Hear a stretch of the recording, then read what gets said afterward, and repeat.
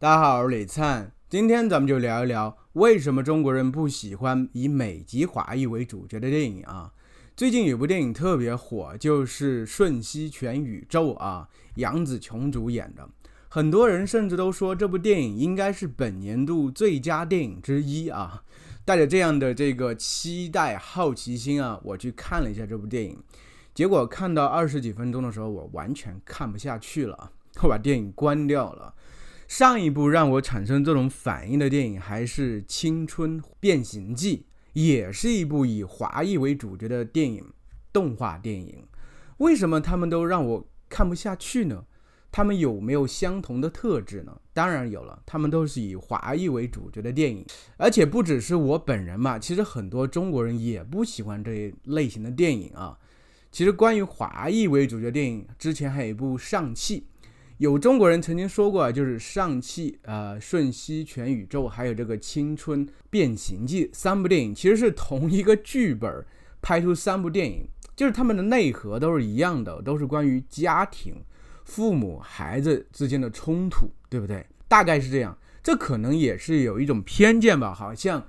亚裔家庭的最大矛盾永远是父母和孩子之间的吗？难道都是这么浅薄的吗？咱们今天先不说这些问题，就是讨论一下为什么中国人会不喜欢他们，就是很难喜欢上他们呢？其实上汽还好，上汽我看完了，这两部电影我完全看不下去。我觉得其实主要有几个原因嘛。第一个原因啊，就是台词太密集的太啰嗦了。就中国人东方人喜欢留白啊，很多时候你台词太密集会显得特别的聒噪，脑仁都疼。这个缺点其实我在很多美国电影里都看到，比如说漫威电影，要是这些幽默点和剧情结合得很好，天衣无缝啊，我们会很享受。要是结合得很烂，然后它就会让整个电影特别的臃肿啊，看得让人没有看下去的欲望。所以我们很多时候听来会觉得耳朵特别吵。还有一点，因为它本身用的是英语，对不对？他英语对中国人本来就是不是特别友好的，因为中国人说的是中文，所以英语你要是一大段的对白，哒哒哒哒哒，机关枪一样这样说下来，我们中国人有时候捕捉它的里面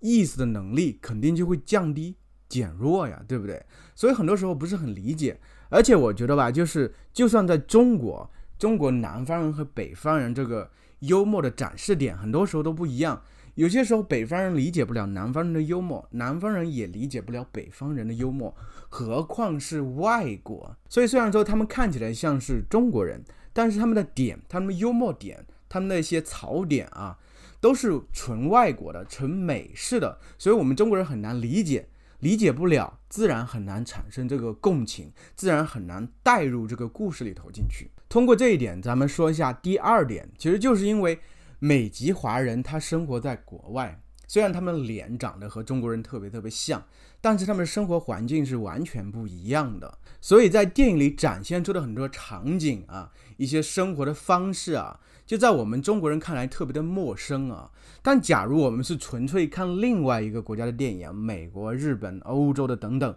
在里面生活的人，我们知道他们不是中国人，我们会自然而然的想啊，那是应该的。但是因为里面主角看起来又是中国人，但是里面的生活环境完全又不是中国的样子，这个时候就会产生一个割裂感，就是我们有时候会觉得有点别扭，反倒阻碍了我们去更好的理解这些人物，他的动机、他的故事、他的背景等等。第三点嘛，就是其实是父母和孩子之间的冲突啊，就这个是一个亚裔电影特别爱展示的内容，就好像中国父母和孩子之间这个冲突是永远存在的，就好像之前有这个书是什么虎妈猫爸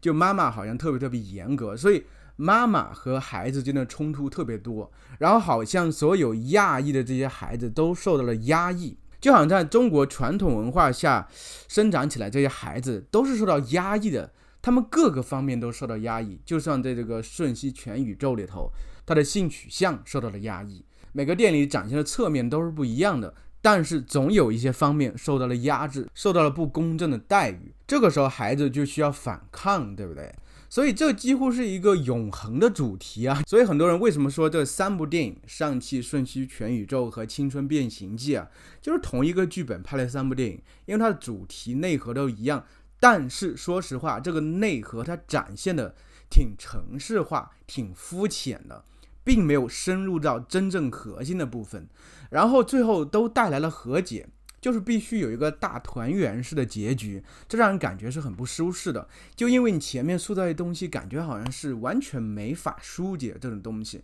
我们为什么一定要追求和解呢？对不对？其实在中国的语境下，中国人在电视里头也可能会展现大团圆啊，但是我觉得现实生活中并不是这样完美的。而且这些电影它因为是美国本土拍摄的嘛，他们会展现一种美国是那种大团圆、家庭式的友爱，这东西在中国人看来其实是比较的遥远，比较的难以感同身受的。第4点其实就是一些所谓的噱头吧，你像这个《青春变形记》里头，突然之间变成小熊猫是吧？特别大的小熊猫，还瞬息全宇宙，这个突然之间在平行宇宙里穿行啊，这都是噱头。然后通过快速的剪辑啊，一些高科技的手段的介入啊，还有像上汽里头一些魔法等等。所谓这个魔法，在中国人听来感觉就是格格不入的，对不对？因为中国人不说魔法，我们说法力高强，对不对？但这些噱头它好像只是噱头，它也在像流于表面的东西，它没有深入内核，就是你本身这个故事讲的并不是特别的出彩，然后你很多时候需要完全的大部分的借助于这些外在的手段。这些手段其实我觉得怎么说，一开始才展现的时候，或者你在我们 YouTube 或者一些短视频里头展现的时候，你会非常的震惊，非常的惊叹啊，哇，太帅了。但是在一个故事长篇里展现出来，它是远远不够的，因为它不足以支撑整个故事这个框架啊，不足以支撑整个故事框架，让它非常的坚实的立在那块。因为它好像真的只是一些装饰品而已，它并不是钢筋水泥的东西，并没有非常坚硬的内核，知道吗？最后一点咱们讲一下，就是这个表现形式吧。就其实中国人，咱们就说东方人和西方人这个表现形式还是很不一样的。就以这个上汽为例啊，就上汽啊，它个五颜六色的色彩咱们不说，就最后展现这些不管是奇幻的东西，还是最后打斗的东西，其实和东方的审美都是完全不一样的。就是好像你是强行把东方的东西，然后引入到这个西方的外衣里头，穿上了一个西方的外衣，我们应该这样说啊。比如说我们纯粹中国人看漫威的话，会觉得那些东西，因为它本身是很遥远的，离我们中国人很遥远，我们可以很客观的看，哇，真漂亮，真帅呀。但是一旦你引入中国人的元素，中国传统的元素，我们就会带着一个审视的眼睛去看你，就觉得这块不对，那块不对，这根本不是中国的东西嘛，对不对？所以这一切感觉就像上期最后一场打斗，东方的龙和西方的龙在那块打斗一样，感觉怪了吧唧的，特别别扭。所以这也是中国人啊不怎么喜欢这个以亚裔为主角这个电影的缘故吧，我觉得是这样。